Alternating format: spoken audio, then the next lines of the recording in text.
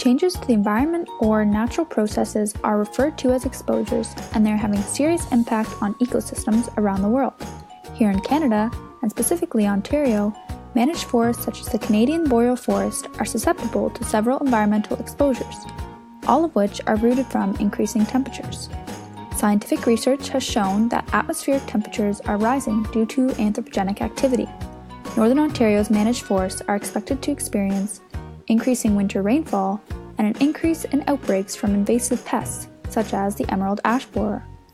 Forestry companies will need to prepare for these expected changes by applying adaptation strategies without compromising the economic potential of the forestry sector.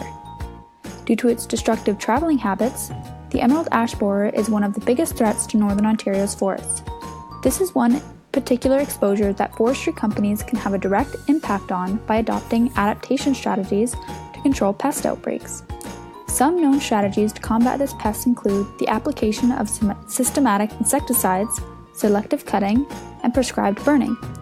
Northern Ontario's forestry companies should also focus on the ways in which they can adapt to increased winter rainfall.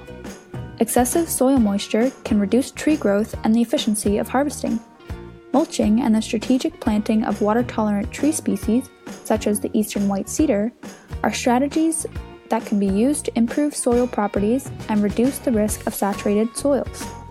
Before applying a specific adaptation plan, it is important to analyze various strategies that have been utilized in other regions of the world and consider what makes them successful and what can be improved. In the Southern Hemisphere, countries have developed natural semiochemicals to combat insects that are also degrading forests.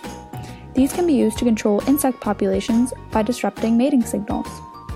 This strategy was unsuccessfully implemented in the southern countries due to the lack of financial and human resources.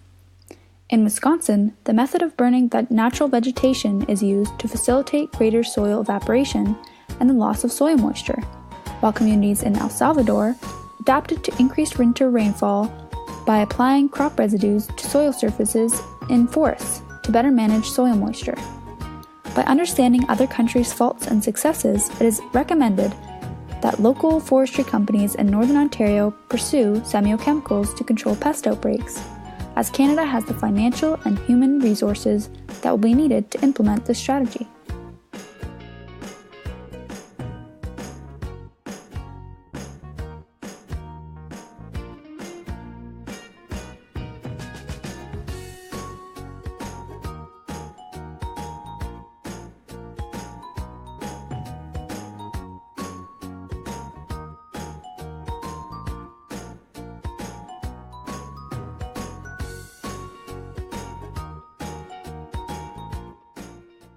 Created using Powtoon.